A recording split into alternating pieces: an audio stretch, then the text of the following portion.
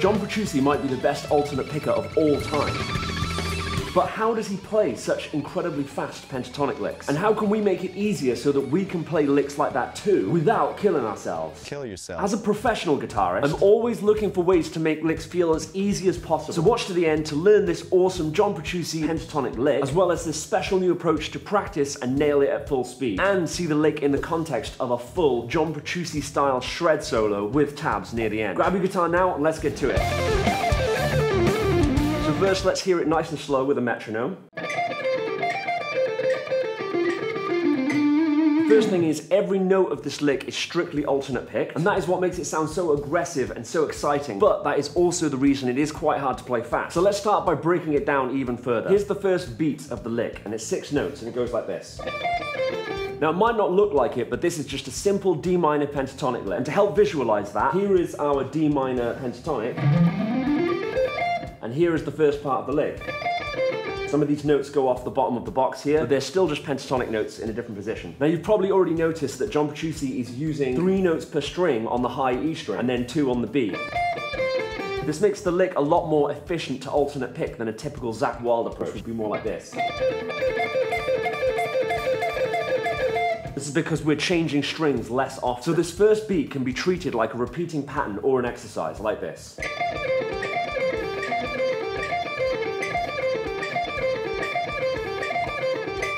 So you can actually work on smaller groups of 4, which are kind of nested within that group of 6 in the start. So what am I talking about?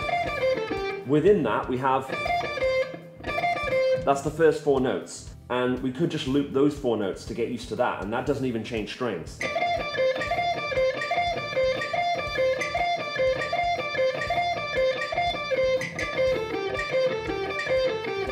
But getting that muscle memory down and getting this under our fingers is just the first step. We need to also be able to play it really, really fast if we're going to get anywhere near John Petrucci's level of speed. And for that, we need special approaches to practice, which I'm going to talk about next. By the way, if you want the backing tracks and tabs to all the licks in this video, follow the link in the description and grab those things for free. John Petrucci is actually more famous for a 3-note per string diatonic type of shred, more like this.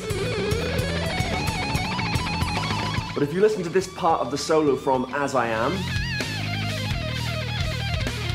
or Beyond This Life,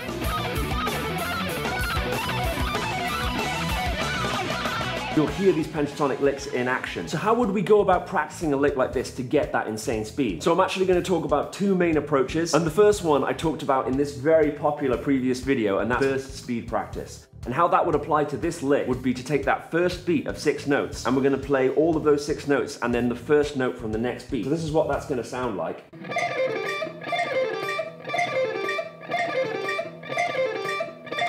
But the idea is, even though the solo is at 120, I actually want to practice my burst speed even faster than that, because technically I only have to play 7 notes, so I want to really push the envelope of what I can do with just those 7 notes. So let's put it to 135. Okay, let's see if I can do 150. The idea with this kind of practice is that you want to push to a speed that you have got absolutely no chance at maintaining that speed for any longer than the 1 beat, but it forces you to be much more efficient with your technique, and it gets different muscle fibers involved. Just remember, to make it work, you really need to go hard, but just don't kill yourself. Kill yourself. No, don't do that. Don't do that. Let's look at a completely different approach to practicing, which I've not yet talked about on this channel, and it's what I like to call RHO, or right hand only practice. What I'm going to do with my left hand is I'm going to stay on the 10th fret. I'm just going to play between these 2 notes on the 10th fret, on the E and the B string. So we're going to do 4 notes on this high E string. 1, 2, 3, 4. And then 2 notes on the B string. And then just repeat that.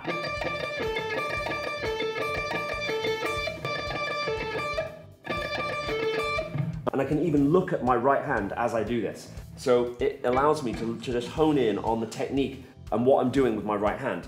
So it's going to sound like this.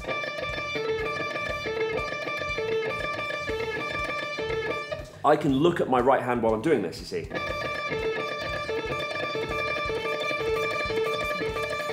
If you spend a little bit of time getting really comfortable with just what the right hand is doing, when you move back and reintroduce the left hand, those good habits and those good techniques that you've been building up with the right hand is going to start to make what you're playing with the left hand and both together a lot easier. That way you'll be able to nail licks like this for solos like this one.